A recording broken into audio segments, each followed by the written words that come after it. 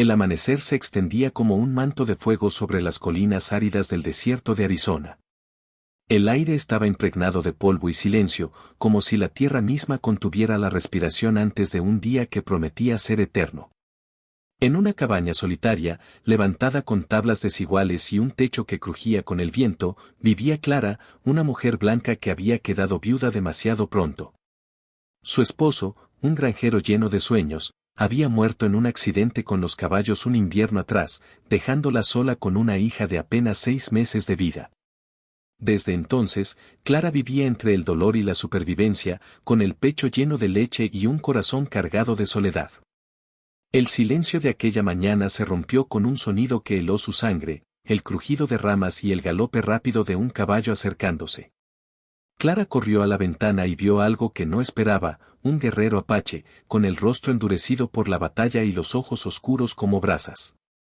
No venía con un arma en alto, no venía gritando, no venía como enemigo. Venía deshecho, tambaleante, y en sus brazos llevaba un bulto pequeño, envuelto en pieles. El instinto de Clara fue de miedo. Las historias corrían como fuego entre los colonos, los apaches eran feroces, defendían sus tierras con uñas y dientes, y no dudaban en atacar a quienes consideraban invasores. ¿Qué hacía un apache en su puerta? Su primer impulso fue cerrar las ventanas y atrancar la puerta. Pero en aquel instante, el guerrero levantó la vista, y lo que Clara vio en sus ojos no fue odio, sino súplica. Leche, dijo con voz quebrada, en un inglés torpe pero claro. El niño necesita leche. Clara abrió la puerta con el corazón latiendo como un tambor en su pecho.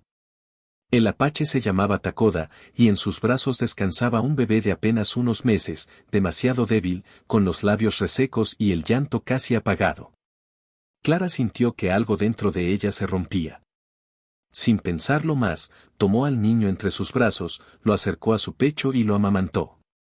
El bebé, que al principio apenas podía succionar, pronto se aferró con fuerza, como si hubiese estado esperando ese instante para volver a la vida.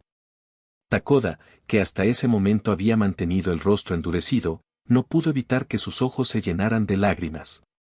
Era un guerrero, criado para no mostrar debilidad, pero la visión de su hijo alimentándose lo doblegó.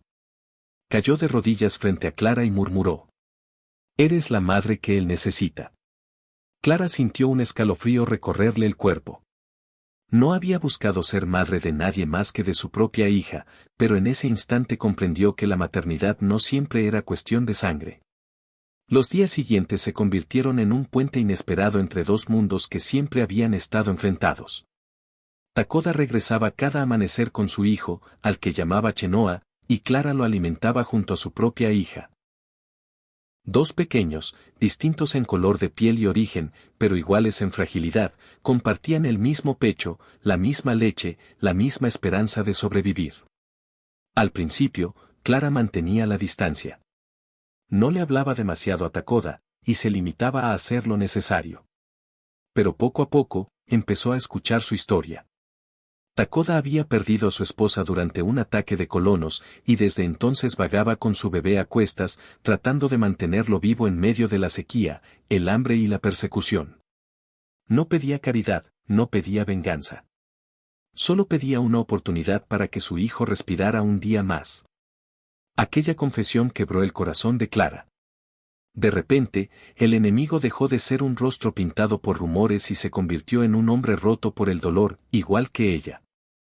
Ambos eran viudos. Ambos cargaban con hijos demasiado pequeños para entender la ausencia. Ambos habían sido atravesados por la crueldad del destino.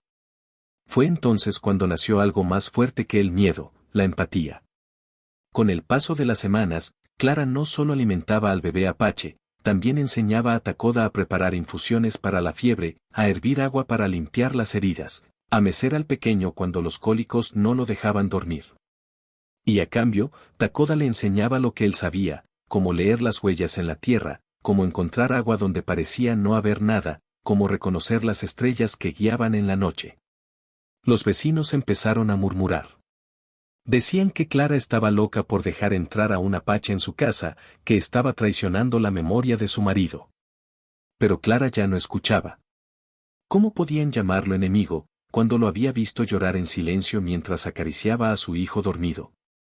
¿Cómo podían llamarlo salvaje, cuando le llevaba a ella leña cortada y agua fresca en agradecimiento?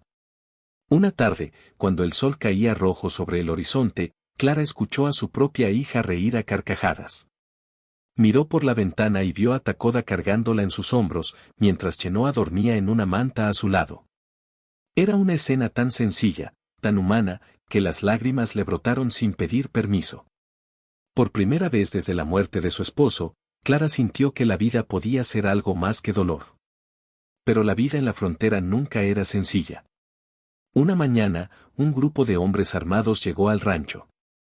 Eran colonos que habían visto a Takoda entrar y salir de la cabaña de Clara. Lo acusaban de espiar, de preparar un ataque. Traían rifles y odio en los ojos.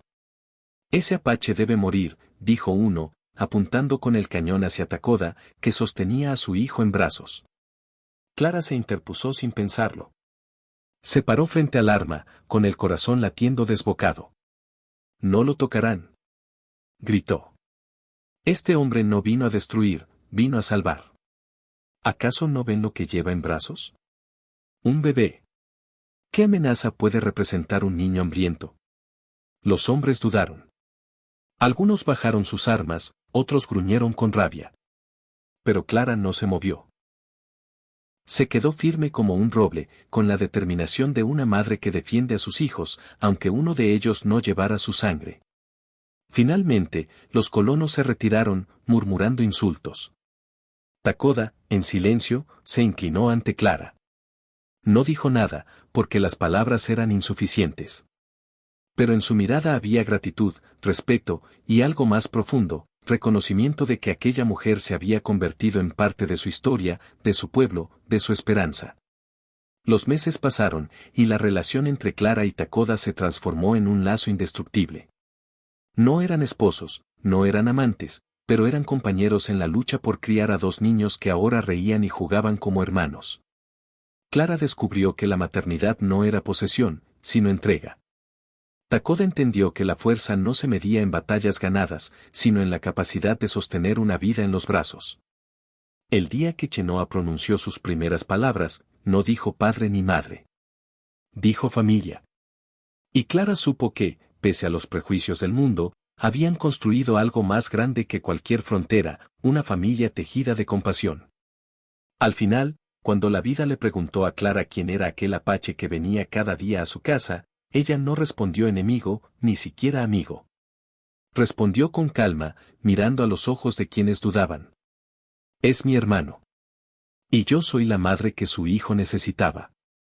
Y así, en medio de un desierto marcado por la guerra y la desconfianza, dos mundos se unieron gracias al acto más simple y poderoso, dar leche a un niño hambriento. Mensaje final.